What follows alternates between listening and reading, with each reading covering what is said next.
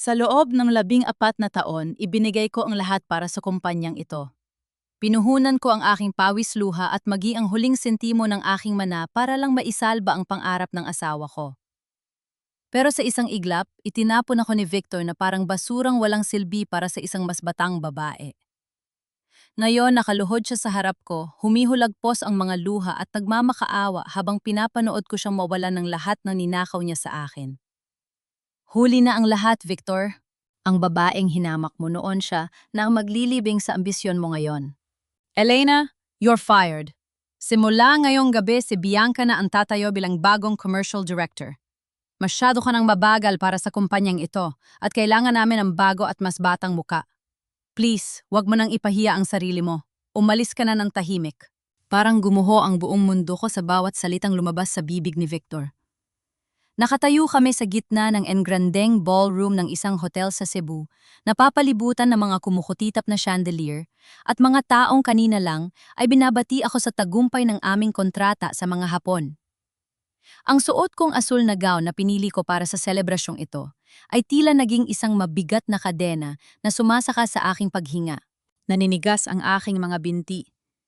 Gusto kong sumigaw. Gusto kong itanong kung bakit. Pero walang boses na lumalabas sa aking lalamunan. Ang tanging naririnig ko lang ay ang mabilis at marahas na tibok ng aking puso na parang gustong kumawala sa aking dibdib. Nanlalabo ang aking paningin habang nakatingin sa asawa ko ang lalaking pinagsilbihan ko ng halos 2 dekada na ngayon ay nakatayo sa tabi ni Bianca Rosales. Ang mapanuyang ngiti ni Bianca ay parang isang matalim na kutsil, yun na humihiwa sa aking danggal. Congratulations, Mrs. Pascual. Oh, I mean, Elena. Sabi ng isang investor na lumapit sa amin, hindi alam ang lason na kaka-release lang ni Victor. Napakagaling mo! Ikaw talaga ang utak sa likod ng tagumpay na ito. Hindi ko nagawang sumagot. Ramdam ko ang pang-ininig ng aking mga kamay na pilit kong itinatago sa likod ko. Ang sakit ay hindi lang nasa isip, kundi ramdam na ramdam ng bawat himaymay ng aking katawan. Ito ba ang sukli sa lahat ng sakripisyo ko, ang ipahiya sa harap ng lahat ng taong nakakakilala sa akin? Lalong bumigat ang sitwasyon nang lumapit si Victor at bumulong sa akin ang kanyang hininga ay amoy alak at kataksilan. Don't make a scene, Elena. Isipin mo ang anak natin. Kung gagawa ka ng gulo rito, sisiguraduhin kong wala kang makukuhang kahit isang sentimo para sa pag-aaral ni Amara. Go home. Now. Bawat salita niya ay parang sampal na paulit-ulit na tumatama sa aking mukha.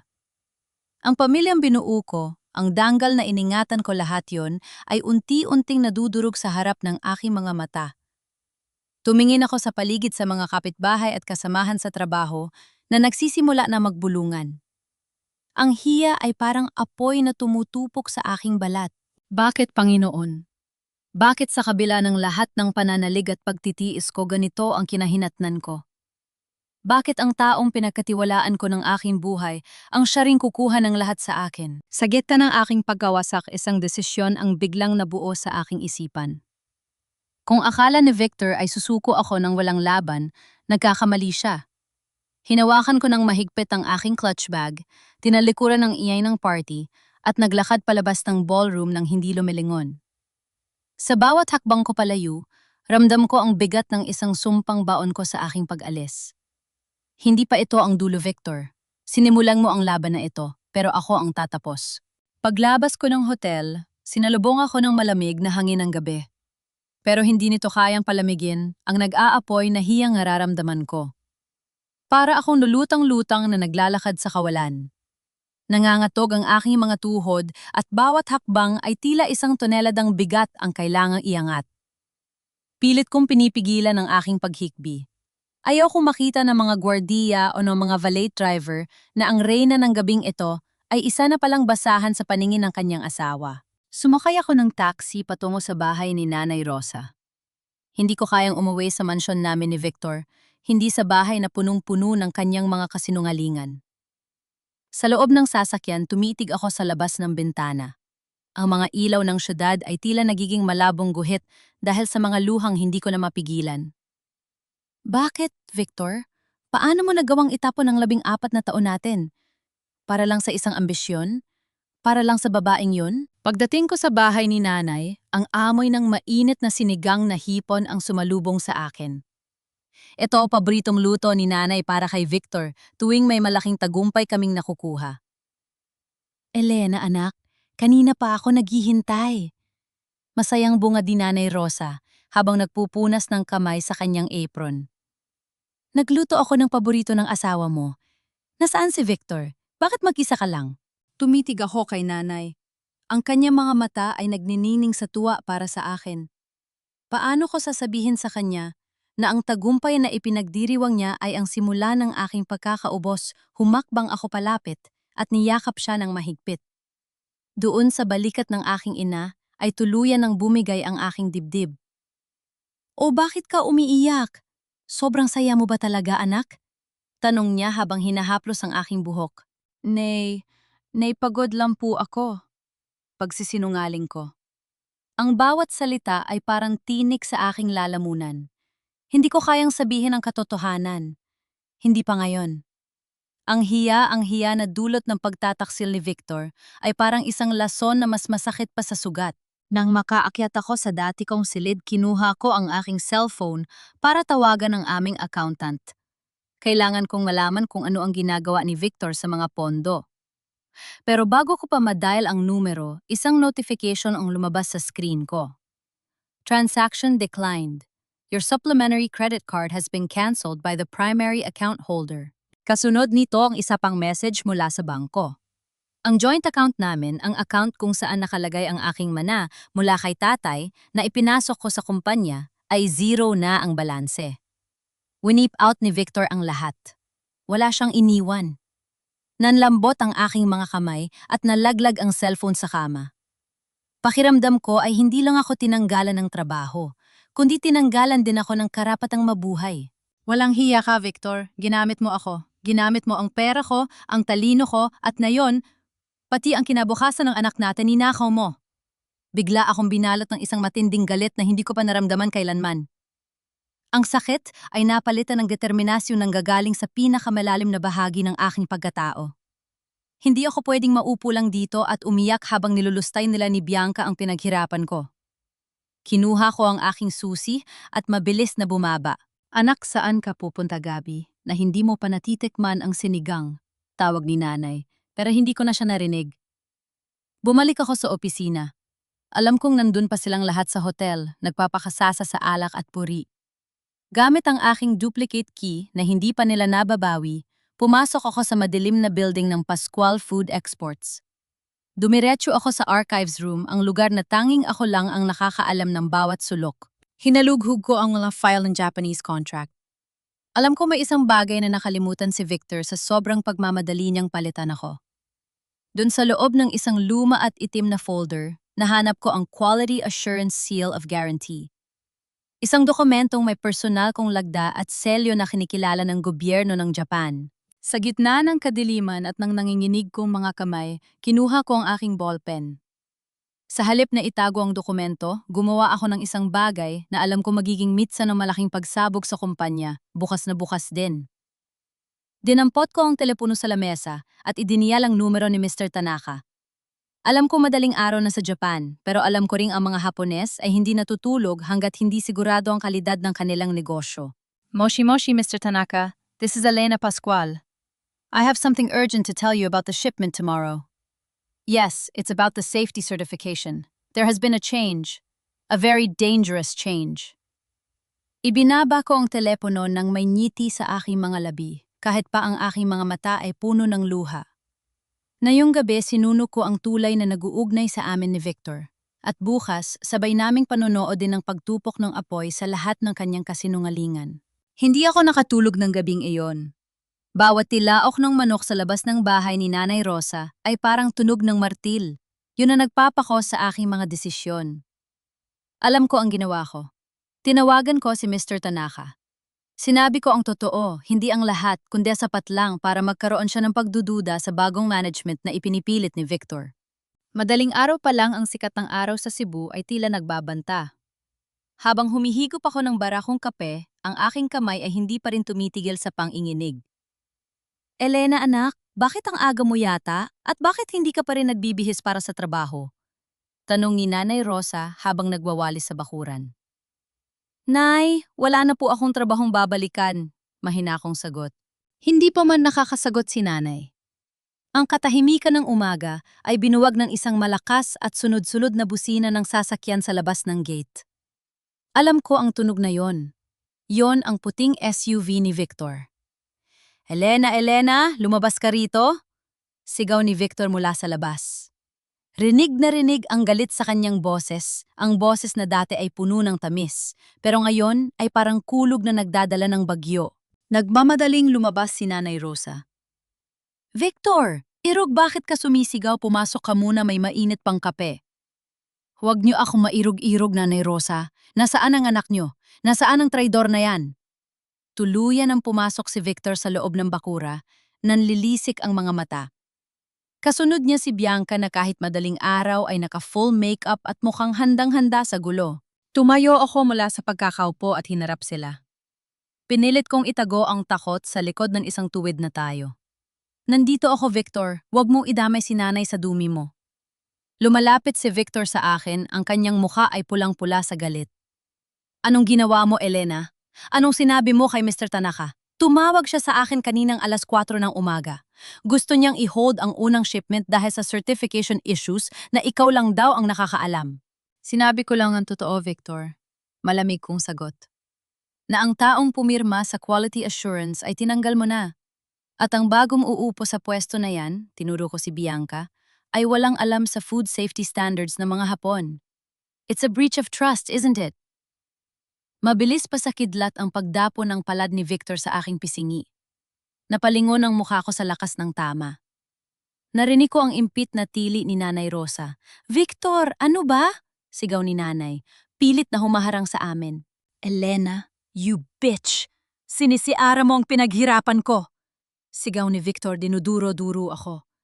Dahil sa ginawa mo nanganib ang 500 million peso contract. Akala mo ba mananalo ka?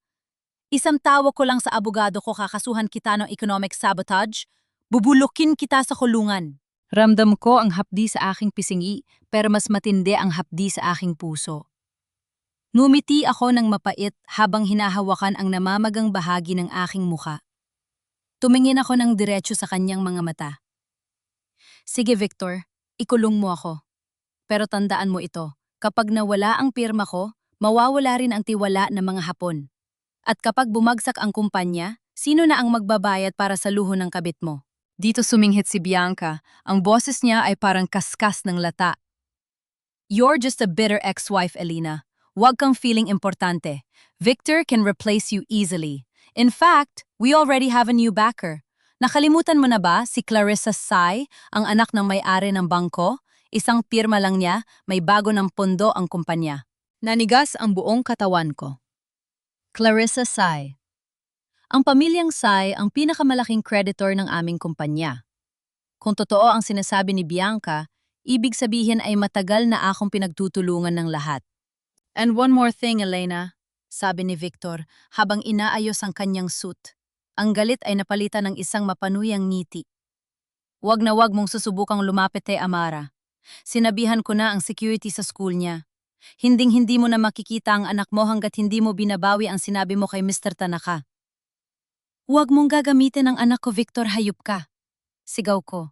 Susugod sana ako pero hinarangon ako ni Bianca. Oops, dahan-dahan Ate Elena. Baka madagdagan ang pasa mo. Pang-uuyam ni Bianca. Tumalikod na sila at naglakad palabas. Bago sumakay sa sasakyan, lumingon ulit si Victor. You have 24 hours to fix this, Elena. Call Mr. Tanaka. Tell him it was a misunderstanding. O baka gusto mong makita ang anak mo na nasa boarding school sa ibang bansa, bukas na bukas din. Your choice. Umalis sila na parang bagyong nanalasa, iniwan kaming dalawa ni Nanay Rosa sa gitna ng katahimikan ng kalsada. Napaupo ako sa lupa, ang aking mga luha ay tuluyan ng umagos. Elena? Ang anak mo? Ang apo ko? Hikbi ni Nanay Rosa habang niyayakap ako. Sa gitna ng aking pag-iyak, naramdaman ko ang pag-vibrate ng cellphone ko sa bulsa. Isang unknown number ang tumatawag. Pinunasan ko ang aking mga mata at sinagot ang tawag. Hello? Miss Elena Pascual. This is a friend of Bianca Rosales, or let's say, a victim. We need to talk. Victor is not who you think he is, and Bianca, she's hiding something that could destroy him. Are you ready to play dirty? Napako ang tingin ko sa kawalan. Isang bagong pinto ang bumubukas sa gitna ng aking pagkatalo. Matapos ang marahas na pagbisita ni Victor, parang nawala ng kulay ang paligid ko. Ang bawat sulok ng bahay ni Nanay Rosa na dati ay punong-puno ng masasayang alaala, ngayon ay tila ba naging isang selda ng hapes at takot. Pero ang tawag na iyon, ang misteryosong boses na nag-aalok ng tulong ang tanging bagay na pumiga sa akin para hindi tuluyang gumuho. Nagsuot ako ng simpleng t-shirt pantalon at isang malaking salamin para hindi agad makilala. Sumakay ako ng jeepney patungo sa isang maliit at lumang simbahan sa gilid ng syudad. Doon kami magtatagpo ng taong tumawag sa akin. Sa loob ng sasakyan, habang nakatingin sa mga kalsadang madalas naming daanan ni Victor, noong nagsisimula pa lang kami, hindi ko maiwasang mapait na mapangiti. Nung panahong yon, kahit isang pirasong tinapay ay pinaghahatian namin. Ngayon, sa dami ng pera niya, tila wala na siyang matandaan. Na kahit anong kabutihan ko. Pagdating ko sa simbahan, amoy ng kandila at katahimikan ang sumalubong sa akin. Sa dulo ng isang pews, nakita ko ang isang babaeng nakayuko tila taimtim na nagdarasal. Paglapit ko, dahan-dahan siyang lumingon. Miss Elena, salamat at dumating ka. Mahina niyang sabi. Si Gina pala ito. Ang dating junior marketing assistant na bigla na lang nawala sa kumpanya noong nakaraang taon. Sabi ni Victor sa akin noon, nagnakaw daw si Gina ng pondo, kaya ito tinanggal. Pero hindi ko kailanman naniwala, dahil kilala ko ang katapatan ng batang ito. Gina, ikaw bang tumawag? Tanong ko habang nauupo sa tabi niya. Opo, ma'am. Pasensya na po kung ganito ang paraan ko ng paglapit. Takot po ako kay Sir Victor. Alam niyo naman kung gaano siya kalupit kapag may gustong sirain? Nanginginig ang boses ni Gina. Hindi po ako nagnakaw noon, ma'am. Nakita ko lang po ang mga dokumento na hindi ko dapat nakita. At ngayon nakikita ko po na ginagawa niya sa inyo ang ginawa niya sa akin. Burahin ang katotohanan. Inabot niya sa akin ang isang makapal na brown envelope. Ito po ang dahilan kung bakit niya ako sinira. Hindi lang po si Bianca ang babae niya. At hindi lang po simpleng affair ang nangyayari sa loob ng opisina. Nang buksan ko ang envelope, parang tumigil ang pag-ikot ng mundo ko. Ang unang bumungad sa akin ay ang mga litrato ni Victor na kasama ang isang babaeng mas bata pa kay Bianca. Si Clarissa Sai, ang anak ng may-ari ng bangko na nabanggit ni Bianca kanina. Pero hindi lang yon. May mga print-out ng mga email at bank transfers. V Alpha Enterprises. Basa ako sa pangalan ng kumpanya sa papel. Opo, ma'am. Isang shell company na nakapangalan kay Bianca, pero si Sir Victor ang tunay na may-ari. Ginagamit nila ang mga kontrata ng Pascual Food Exports para ilipat ang mga assets sa V-Alpha. Ang plano nila kapag nakuha na ang pondo mula sa pamilya, si idedeklarang bankrupt ang kumpanya nyo. Maiiwan sa inyo ang mga utang at kaso habang sila ni Bianca ay magtatayo ng bagong imperyo gamit ang perang ninakaw sa inyo. Naramdaman ko ang panlalamig ng aking mga kamay. So Bianca is also a pawn. Sa tingin ni Bianca, siya ang susunod na reyna. Pero tignan niyo po ang huling pahina, turo ni Gina. Binuklat ko ang dulo, isang draft ng merger agreement. Nakasaad doon na ang V-Alpha ay papasok sa isang partnership sa Sai Group sa ilalim ng isang kondisyon, ang kasal ni Victor Pascual kay Clarissa Sai. Napahawak ako sa aking dibdib. Ang sakit ay tila isang malakas na suntok na nagpaikot sa aking sikmura. Hindi lang ako ang niloloko ni Victor.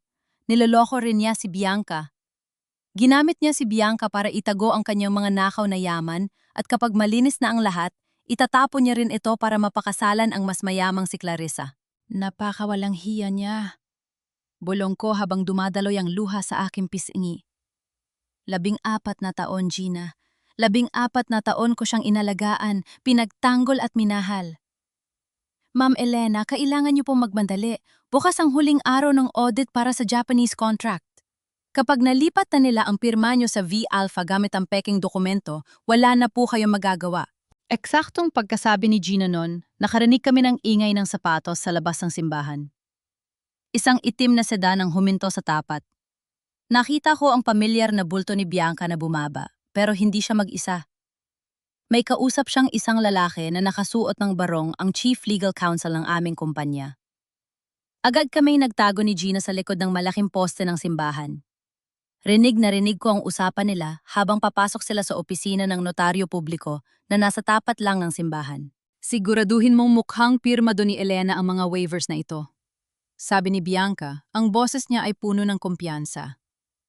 Ayaw ni Victor ng anumang aberya. Kapag natapos ito, wala nang habol ang matandang yan. Huwag kang mag-alala, Ma'am Bianca. Pera lang ang katapat ng mga dokumentong ito. Bukas burado na ang pangalan ni Elena Pascual sa kumpanyang ito. Nanginginig ako sa galit pero pinigilan ko ang aking sarili. Gusto kong sumugod. Gusto kong kaladgarin si Bianca sa kalsada pero alam kong hindi yun ang paraan para manalo. Tumingin ako kay Gina at nakita ko ang takot sa kanyang mga mata. Gina, salamat. Malaki ang utang na loob ko sa'yo. Sabi ko habang mahigpit na hawak ang envelope. Lumabas ako sa likod na pinto ng simbahan. Habang naglalakad ako palayo, tiningnan ko ang langit. Madilim na at mukhang uulan na naman. Pero sa pagkakataong ito, hindi na ako ang biktima na iiyak na lang sa isang tabi. Kinuha ko ang aking cellphone at nag-type ng isang message para kay Mr. Tanaka. Pero bago ko isend, may isang pamilyar na kotse ang humarang sa dinadaanan ko. Bumukas ang bintana at nakita ko ang mukha ni Amara. Namumugto ang kanyang mga mata at nakatingin siya sa akin ng may takot. Mama! Mama, tulong! Sigaw ni Amara bago siya mabilis na hinila papasok ng driver. Amara? Sigaw ko, pilit kong hinabol ang kotse pero mabilis itong pinaharurot paalis. Isang text message ang pumasok sa phone ko mula kay Victor. Last warning, Elena. The documents or the daughter. Choose wisely. Parang tumigil ang pagtibok ng puso ko habang pinapanood ko ang paglayo ng sasakyang kinalululanan ng aking anak. Ang sigaw ko ay nilamon ng ingay ng ulan at ng mabilis na pagharurot ng gulong sa basang kalsada. Amara, ang tanging kayamanan ko, ang tanging dahilan kung bakit ako nananatiling matatag ay kinuha sa akin ng sarili niyang ama. Hayop ka, Victor. Hayop ka. Napasigaw ako sa gitna ng kawalan. Ang aking mga kamao ay nakakuyom hanggang sa bumao ng aking mga kuko sa aking palad. Hindi ko naramdaman ang sakit ng katawan. Ang nararamdaman ko lang ay ang nag-aapoy na galit na tila gustong sumabog sa aking dibdib. Basang-basa ako nang makabalik sa bahay ni Nanay Rosa. Pagkakita sa akin ni Nanay, agad siyang napatayo mula sa kanyang kinauupuan sa harap ng altar. Elena, Diyos ko, anong nangyari sa'yo? Nasaan si Amara? Tanong ni Nanay, ang kanyang boses ay puno ng kaba. Hindi ako nakapagsalita agad. Napaupo ako sa sahig, ang aking mga luha ay humahalo sa patak ng ulan mula sa aking buhok.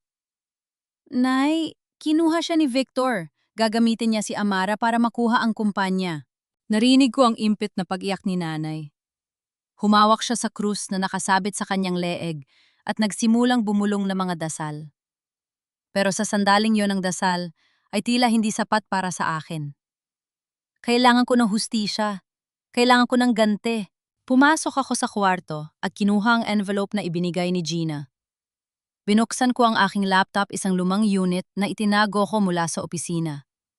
Nanginginig ang aking mga daliri habang tinitignan ko ang mga dokumento ng V-Alpha Enterprises. Kung akala ni Victor ay sapat na ang pagkidnap kay Amara para pasukuin ako, nagkakamali siya. Isang ina ang kinalaban niya, at walang mas delikado pa sa isang inang inalisa ng anak. Kinuha ko ang aking cellphone at tinawagan si Mang Carding. Siya ang aming pamilyang Draper sa loob ng 10 taon bago siya tinanggal ni Victor noong nakaraang buwan dahil lang sa pagtatanggol sa akin. Mang Carding, kailangan ko po ng tulong niyo. Bungad ko nang sagutin niya ang tawag. Ramdam ko ang pang-ininig ng aking boses, pero pilit ko itong pinatatag. Ma'am Elena? Ano po yun? Nabalitaan ko po ang nangyari sa inyo sa kumpanya. Napakawalang hiya po talaga ni Sir Victor. Sagot ni Mang Carding, bakas ang malasyakit sa kanyang tinig. Kinuha niya si Amara, Mang Carding. Alam niyo po ba kung nasaan ang mga safe house ni Victor? Yung mga property na hindi nakarehistro sa ilalim ng pangalan ng kumpanya? Nagkaroon ng sandaling katahimikan sa kabilang linya. May isa po, ma'am. Isang rest house sa may busay. Madalas po silang pumunta doon ni Ma'am Bianca kapag sinasabi niyang may out-of-town meeting siya. Doon po ang hinala ko. Salamat, Mang Carding. Magkita tayo sa kanto ng simbahan sa loob ng 30 minuto. Huwag po kayong magsasabi kahit kanino. Bago ako lumabas, tiningnan ko muli ang text ni Victor. The documents or the daughter, choose wisely. Nagreply ako. I'll give you everything, just don't hurt Amara. Magkita tayo sa lumang warehouse sa Mandaue bukas ng gabi. Isang malaking pagsisinungaling. Hindi ako pupunta sa warehouse.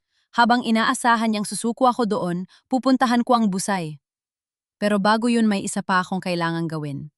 Isang hakbang na maglalagay kay Victor sa isang sitwasyong hindi niya matatakasan. Tinawagan ko si Mr. Tanaka.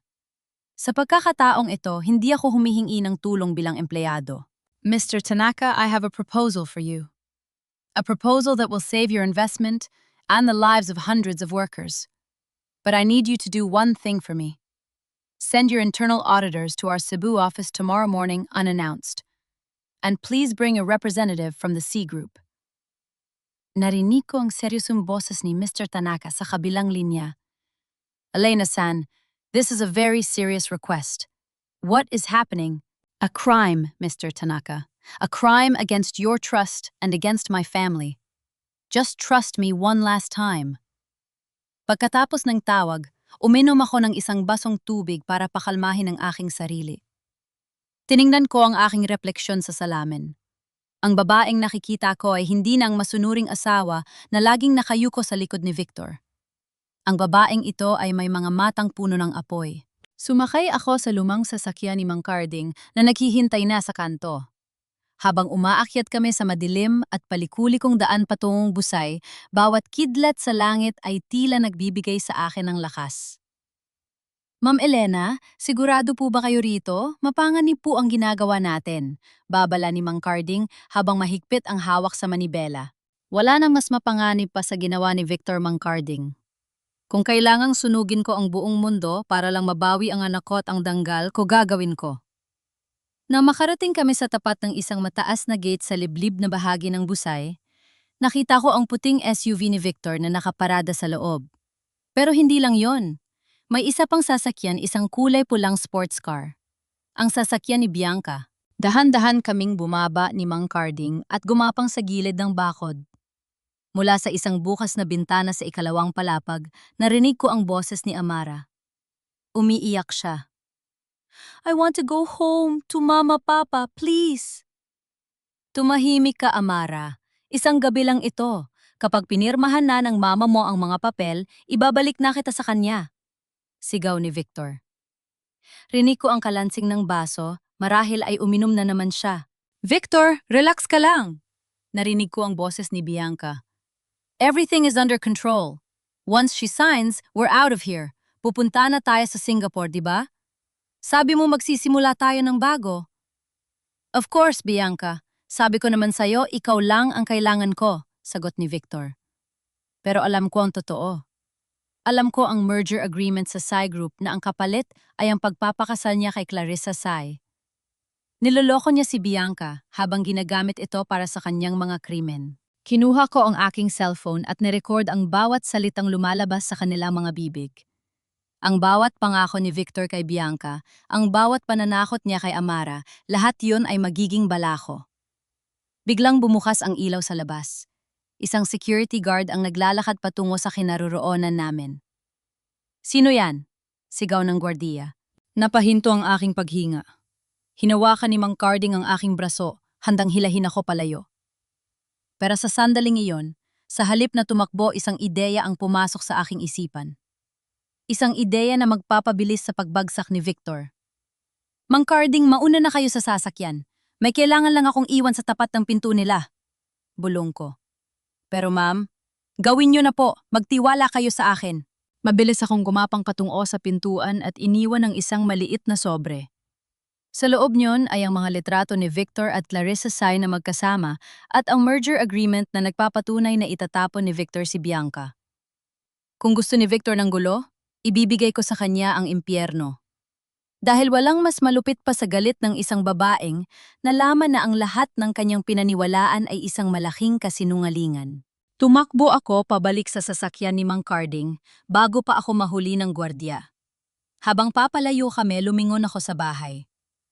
Ilang sandali pa narinig ko ang isang matinis na tili mula sa loob. Ang tili ni Bianca. Nagsimula na ang laro, Victor, at sa pagkakataong ito, ako ang may hawak ng baraha. Hindi pa kami nakakalayo ni Mang Carding nang bumasag sa katahimikan ng gabi ang isang malakas na kalabog mula sa loob ng bahay. Kasunod nito ang boses ni Bianca, isang matinis at nanginginig na sigaw na punong-puno ng galit at sakit. Victor, ano ito? Anong ibig sabihin ng mga larawang ito? Huminto ang mundo ko. Alam kong gumana ang mitsa na iniwan ko. Sumenyas ako kay Mang Carding na iatras ang sasakyan sa isang madilim na bahagi sa ilalim ng mga puno ng mangga. Hindi ako pwedeng umalis na hindi kasama si Amara. Ma'am, masyadong delikado. Bulong ni Mang Carding, bakas ang kaba sa kanyang boses. Ito lang ang pagkakataon ko, Mang Carding. Habang nakakagulo sila, kukunin ko ang anak ko. Bumaba ako ng sasakyan at mabilis na tumakbo pabalik sa gilid ng bahay. Sumilip ako sa bintana ng sala. Nakita ko si Bianca na hawak ang mga larawan ni Victor at Clarissa, si ipinamumuka niya yon sa asawa ko. Ang kanyang mukha na kanina lang ay puno ng kayabangan. Ngayon ay basang-basa na ng luha at gulo-gulo ang buhok. Niloko mo ako, Victor, sabi mo ako lang. Sabi mo tayo ang magpapatakbo ng V-Alpha, pero ano ito? Merger sa Psy Group, kapalit ng kasal niyo ni Clarissa. Sigaw ni Bianca habang itinatapon ang mga larawan sa mukha ni Victor. Bianca, let me explain. That's just business. Basically, kailangan natin ang pondo nila para ma-stabilize ang kumpanya bago tayo lumipad patungong Singapore. Pilit na depensa ni Victor, pero kahit ang kanyang boses ay halatan manginginig na rin. Business, you treat me like a pawn. Ginamit mo lang ako para magnakaw kay Elena. Isang malakas na sampal ang dumapo sa mukha ni Victor. Sa gitna ng kanilang marahas na pag-aaway, hindi na nila napansin ang paligid. Mabilis akong umikot sa likod ng bahay sa may dirty kitchen, kung saan madalas iwan ang bukas ang pinto ng mga katulong. Sa awa ng Diyos, hindi ito nakalak. Pumasok ako ng dahan-dahan ng bawat tibok ng puso ko ay tila naririnig sa buong kabahayan.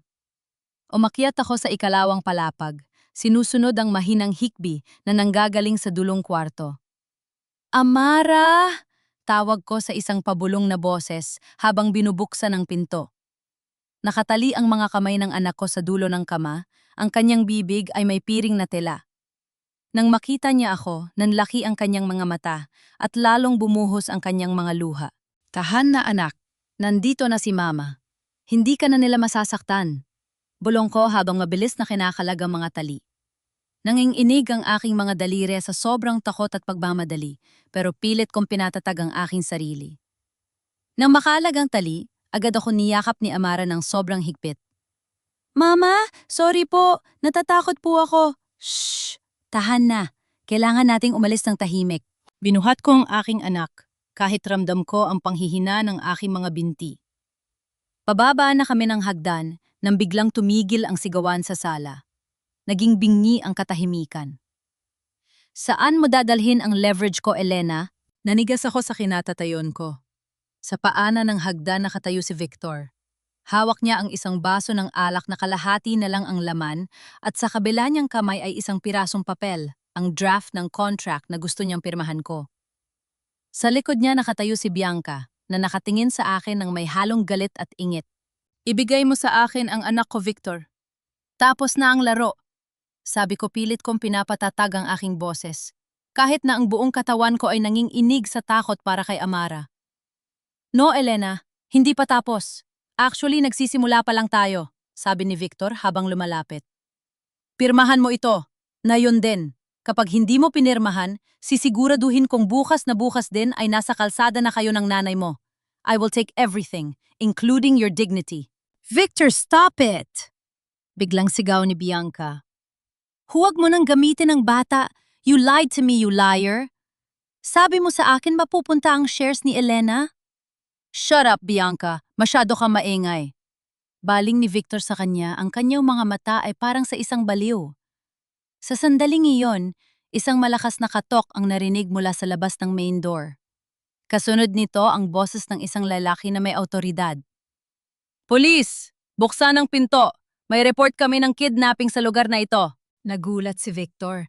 Sa sandaling iyon ng kanyang pagkalito, sinamantala ko ang pagkakataon.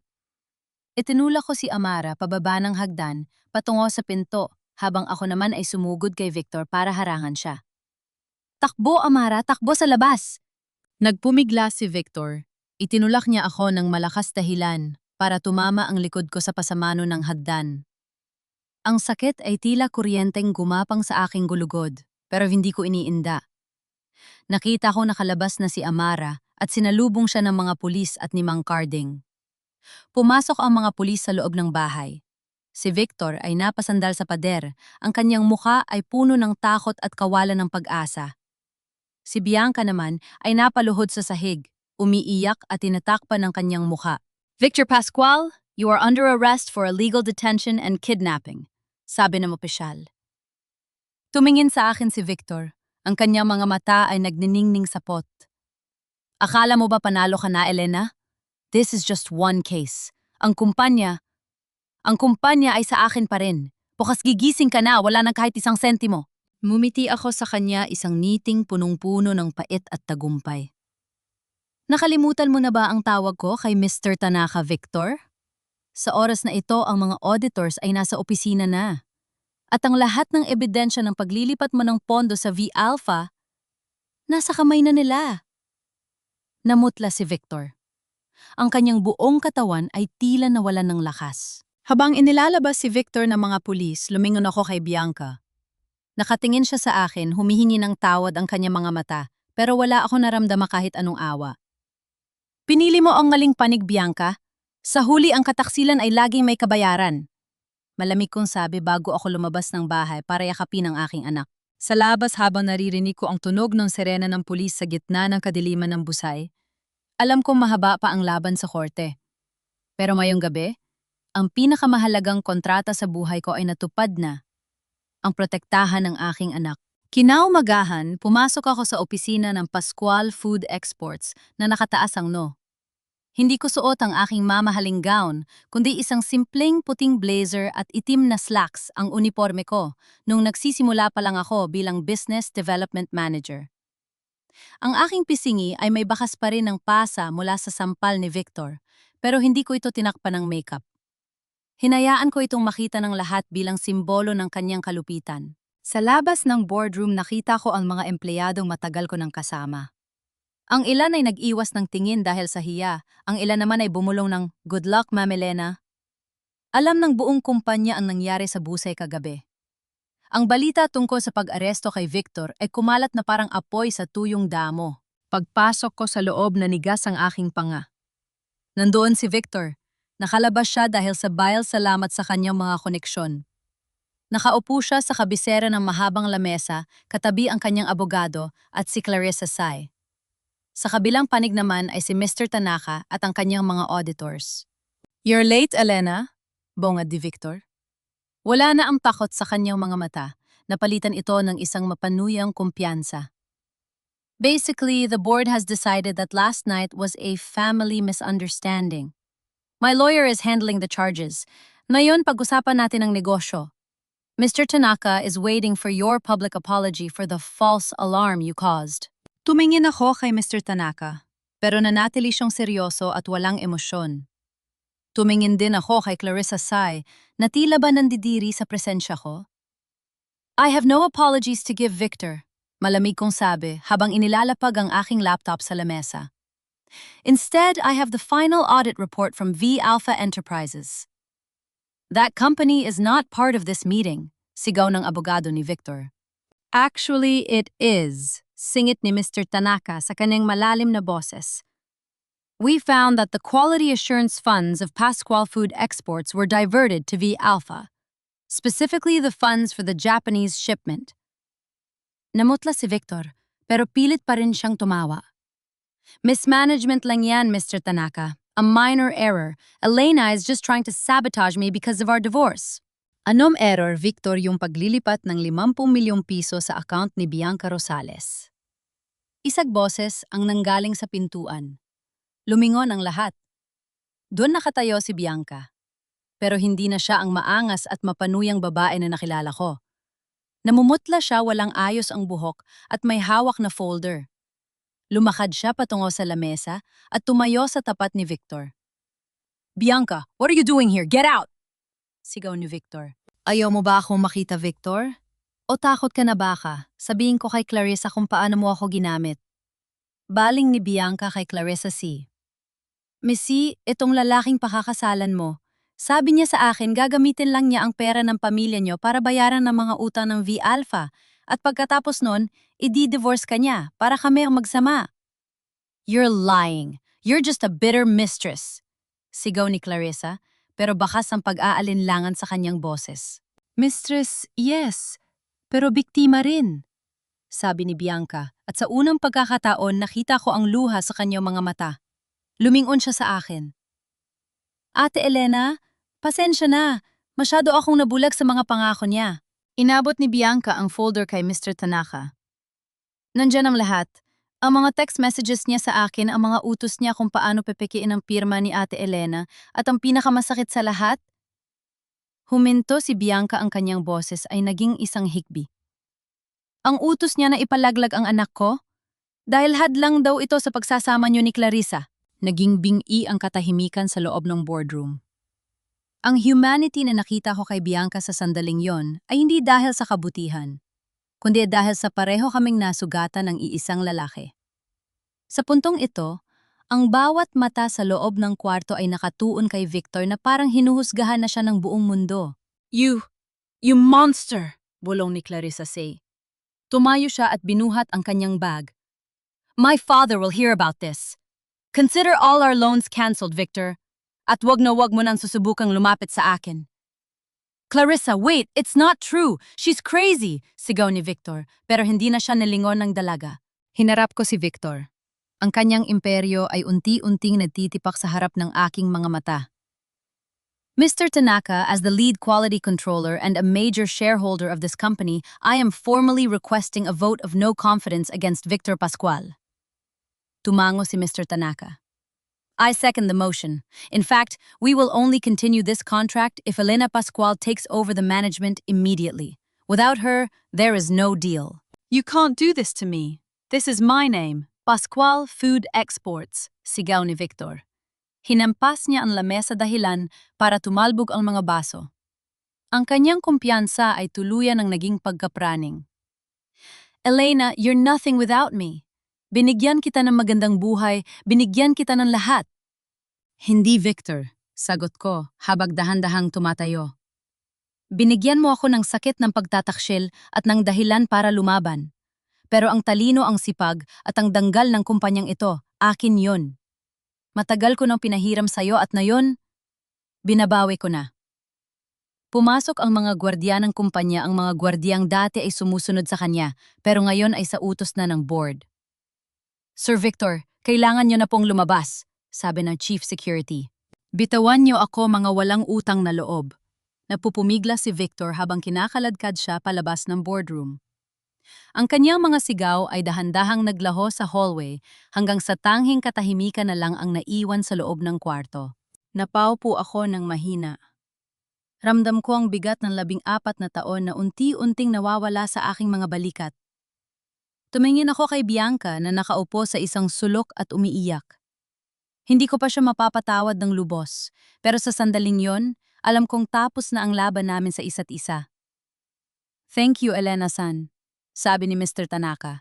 "We expect a full transition by next week." "I won't fail you, Mr. Tanaka," sagot ko. Nang makaalis ang lahat, naiwan ako sa loob ng boardroom. Tiningnan ko ang tanawin ng Cebu mula sa malaking bintana. Ang araw ay mataas na at ang kalsada ay puno na ng mga jeepney at buhay. Kinuha ko ang aking cellphone at tinawagan si Nanay Rosa. "Nay? Tapos na po, maayos na ang lahat. Susunduin ko na si Amara."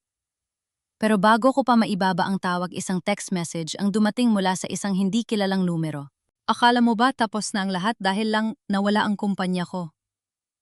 Marami pa akong itinatago, Elena. At kung babagsak ako, sisiguraduhin kong kasama kayo ng anak mo sa impyernong pupuntahan ko. Napahigpit ang hawak ko sa phone. Ang sugatang hayop ay mas delikado kapag wala ng matakbuhan. Nananatil ako sa loob ng aking bagong opisina. Ang opisinang dati ay kailangan ko pang kumatok bago pumasok. Pero ngayon ay akin na. Ngunit sa halip na ligaya ang nararamdaman ko ay isang mabigat na kaba na tila nakadagan sa aking dibdib. Ang banta ni Victor ay hindi basta-bastang salita. Alam ko ang lalaking iyon. Kapag wala na siyang matalo sa laro ng utak, gagamit siya ng dahas. Ma'am Elena, narito na po ang security team na ni-request nyo. Bungad ng aking secretary. Pumasok ang tatlong lalaking nakabarong seryoso ang mga muka. Ma'am, simula ngayon may susundo at maghahatid sa inyo at kay Amara. Nakabantay din po kami sa bahay ng nanay nyo sa Guadalupe. Salamat. Siguraduhin nyo lang na hindi matatakot ang anak ko. Sabihin nyo, mga bagong driver lang tayo. Utos ko habang hinihilot ang aking sentido. Pag-alis nila lumingon ako sa pintuan. Nakatayo doon si Bianca. Nakasuot siya ng malaking shades para itago ang kanyang namamagang mga mata. May dala siyang maliit na maleta. Aalis na ako, Ate Elena, mahina niyang sabi. Ibinigay ko na sa mga pulis ang lahat ng bank statements na nasa akin. Wala na akong itinatago. Tumayo ako at lumapit sa kanya. Tiningnan ko siya ng diretso. Saan ka pupunta? Sa probinsya. Sa amin sa Leyte. Doon ko na lang palalakihin ang kung anuman ang natitira sa akin. Hinawakan niya ang kanyang tiyan. Ang sakit sa kanyang boses ay hindi ko kayang baliwalain. Hindi ko hinihingi ang tawad mo, ate. Alam kong napakawalang hiya ko. Naniwala ako sa mga pangako ni Victor dahil gusto kong maramdaman na importante ako. Na hindi lang ako isang hamak na marketing girl. Bianca, tawag ko sa kanya bago siya makatalikod. Ang huling desisyon mo sa boardroom, yun ang nagligtas sa kumpanya. At yun ang nagligtas sa'yo mula sa tuluyang pagiging katulad ni Victor. Ingatan mo ang sarili mo. Tumanggol lang siya, isang tipid na ngiti ang sumilay sa kanyang labi bago siya tuluyang lumabas ng pinto. Sa sandaling yon, naramdaman ko ang isang uri ng kapayapaan. Ang kompetisyon na binuo ni Victor sa pagitan namin dalawa ay natapos na. Ngunit ang kapayapaang yon ay panandalian lamang. Hapon na nang sunduin ko si Amara sa school. Kasama namin ang security, pero ramdam ko pa rin ang bawat tingin ng mga tao sa paligid. Habang nasa loob kami ng sasakyan, biglang tumunog ang aking phone. Isang tawag mula kay Nanay Rosa. Elena, anak, tulong! Sigaw ni Nanay sa kabilang linya.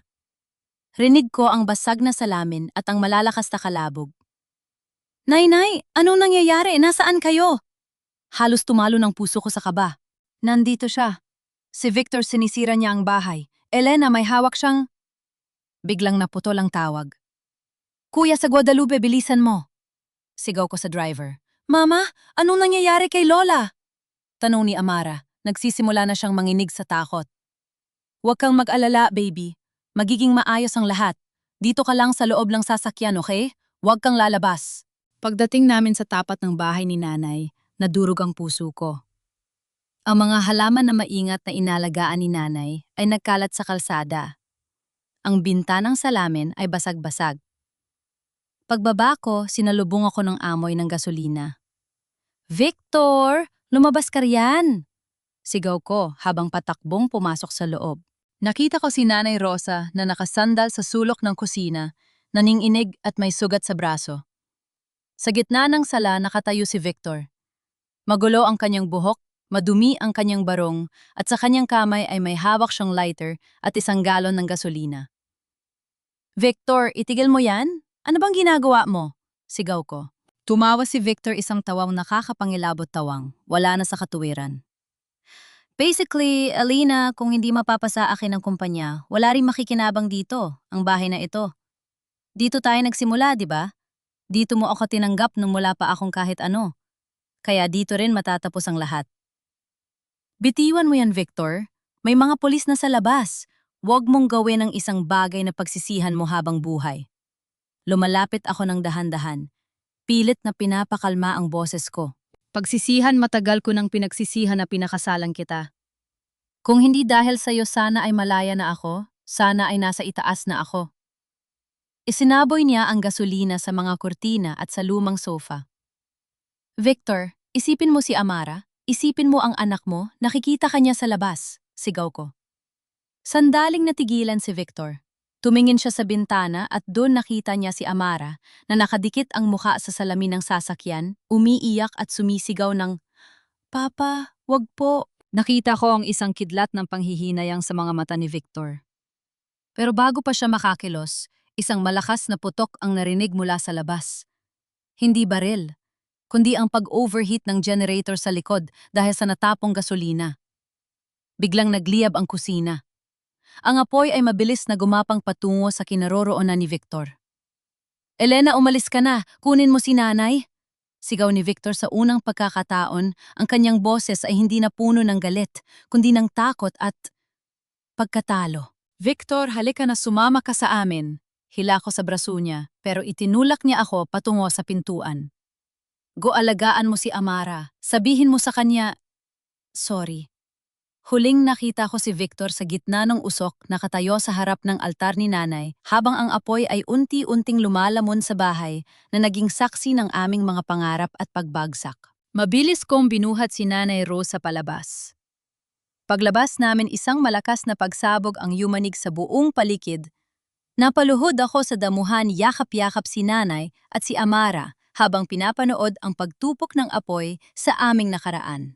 3 araw na ang nakalilipas mula nung tupukin ng apoy ang bahay ni Nanay Rosa. Pero ang amoy ng usok at sunog na kahoy ay tila nananatili pa rin sa aking balat. Nakaupo ako sa matigas na upuan sa labas ng intensive care unit ng ospital. Sa tabi ko, mahimbing na natutulog si Amara. Ang kanyang ulo ay nakasandal sa aking balikat. Kahit sa kanyang pagtulog, mahigpit pa rin ang hawak niya sa aking kamay. Isang trauma na alam kong matatagalan bago maghilom. Lumabas ang doktor mula sa ICU. Tinatanggal ang kanyang mask.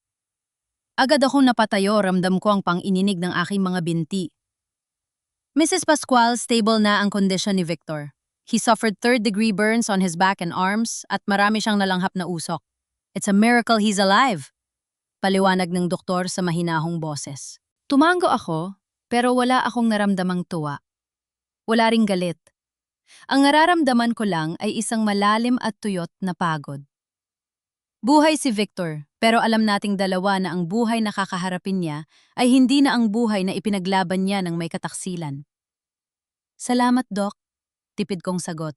Pag-alis ng doktor, tiningnan ko ang mga pulis na nakabantay sa labas ng kwarto ni Victor. Sa oras na lumabas siya sa ospital, isang warrant of arrest para sa arson, attempted murder at plunder ang naghihintay sa kanya. Ang karma ay hindi laging dumarating sa parang gusto natin. Pero sa pagkakataong ito, dinala siya nito sa isang lugar kung saan wala na siyang matatakbuhan. 1 linggo matapos ang trahedya, bumalik ako sa opisina. Sa pagkakataong ito, hindi lang ako asawa ng CEO. Sa harap ng Board of Directors at ni Mr. Tanaka, inilatag ko ang plano para sa Pascual Salvador Food Exports. Ibinusa ko na ang apelidong Pascual. Ibinalik ko ang Salvador, ang apelido ng aking ama, ang apelidong binuo sa sipag at danggal. "We have cleared the debts from V Alpha," pahayag ng aming head accountant. "The Psy Group has agreed to a long-term restructuring plan provided that Ms. Elena stays as the sole chairperson." Tumingin ako kay Mr. Tanaka. Numiti siya ng bahagya at tumango. "The trust is restored, Elena-san. Your loyalty to your workers and your brand is what saved this company." Pagkatapos ng meeting, dinalaw ko si Victor sa huling pagkakataon bago siya ilipat sa infirmary ng City Jail. Nakahiga siya, balot ng benda ang kalahati ng kanyang katawan. Wala na ang kislap ng kayabangan sa kanyang mga mata. Nang makita niya ako, sinubukan niya magsalita pero tanging paos na tunog lang ang lumabas sa kanyang lalamunan. "Elena," mahina niyang bulong. "Nandito ako para sabihing tapos na ang lahat, Victor." Sabi ko, ang aking boses ay matatag at walang pangininig. "Ang mga dokumento ng divorce ay nasa lamesa mo. Pinirmahan ko na ang lahat. Hindi kita kinalimutan sa huling pagkakataon, iniwan ko ang sapat na pondo para sa iyong legal defense. Hindi dahil mahal pa kita, kundi dahil ayaw ko magkaroon ng utang na loob ang anak ko sa isang amang bilanggo." Tumulo ang luha mula sa mga mata ni Victor. Ito ang unang pagkakataon na nakita ko siyang umiyak ng totoo. Hindi dahil sa manipulation, kundi dahil sa pagsisisi. Sorry for everything. Ang patawad ay hindi ibinibigay, Victor. Pinaghihirapan yon. At sa ngayon, mas pipiliin kong ibigay ang oras ko sa pagpapatawad sa sarili ko dahil hinayaan kitang sirain ako ng napakahabang panahon. Tumalikod ako at naglakad palabas ng ward. Hindi ako lumingon. Sa bawat hakbang ko sa hallway ng ospital, ramdam ko ang muling pagkabuo ng aking pagkatao. Lumipas ang isang taon. Nakatayo ako sa tabing dagat ng Cebu, pinapanood ang paglubog ng araw. Ang aming bagong kumpanya ay isa na sa pinakamalaking exporter sa bansa. Si Nanay Rosa ay masaya nag-aalaga ng kanyang mga tanim sa bago naming bahay, isang bahay na binuo sa pundasyon ng katotohanan, hindi ng kasinungalingan. Tumakbo si Amara, patungo sa akin, may hawak na shell. Mama, look! It's beautiful! Niyakap ko ang aking anak. Ang pilat sa aking pisingi mula sa sampal ni Victor noon ay halos hindi nahita. Pero ang pilat sa aking puso ay nagsisilbing paalala ng isang babae ay maaaring madurog, pero ang kanyang espiritu ay hinding-hindi matatalo hanggat meron siyang danggal na pinanghahawakan. Wala na si Victor sa aming buhay, pero ang aral na iniwan niya ay baon ko sa bawat desisyon ko. Ang tagumpay ay hindi nasusukat sa laki ng kumpanya o sa dami ng pera, kundi sa kakayahang tumingin sa salamin at sabihing, nalampasan ko ito at nanatili akong mabuting tao. Habang unti-unti naglalaho ang huling sinag ng araw, alam kong bukas isang panibagong umaga ang naghihintay. Isang umagang ako na ang may hawak ng panulat sa sarili kong kwento.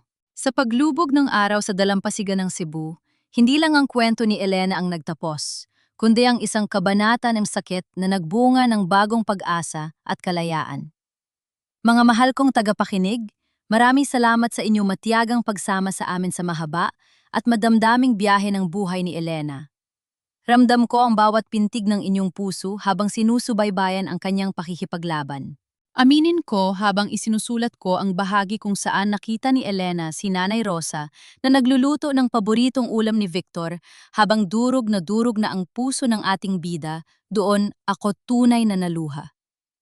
Napakasakit isipin na sa likod ng ating mga niti para sa pamilya ay may mga lihim tayong luhang ipinagdarasan na lang sa Diyos. Ang kwentong ito ay hango sa mga totoong hibla ng buhay ng mga kababaihang patuloy na nagtitiis, nagsasakripisyo at sa huli ay natututong tumayo para sa kanilang sarili. Sa buhay ang ating danggal ay parang isang selyo ng kalidad tulad ng ipinaglaban ni Elena.